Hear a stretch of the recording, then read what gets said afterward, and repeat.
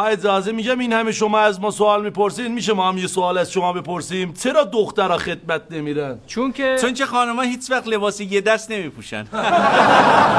جناب چون تا بیان ناخونشون رو با اسلحه‌شون ست کنن دشمن همه رو زده ترکونده. اکثر خانوما بعد از آرایش صورتشون رو میشورن، به خاطر همین که نمیرن سربازی. چی میگی؟ چی گفتی؟ خودتونم بعدا میفهمید من چی گفتم. آقا هیچ میدونی چرا خانمان نمیتونن برن جنگ؟ بچه‌ها کسی میتونه بگه؟ بذار خودم بگم، چون تنگ صورتی نداریم.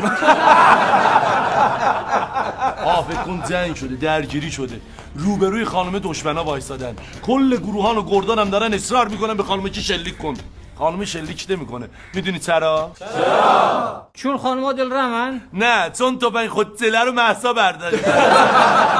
شما میدانید اصل داستانی که خانم‌ها خدمت نمیبرن چیه؟ نه چیه؟ چون خانم‌ها هر آرایشی بلدن الا آرایش نظامی.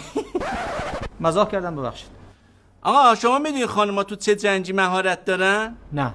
تو جنگ اعصاب. بچه‌ها خانوما اگه برن خدمت شبا نمیتونن تو پادگان بمونن. کسی میدونه چرا؟ چون هر جا میرن باید 9 خونه باشن.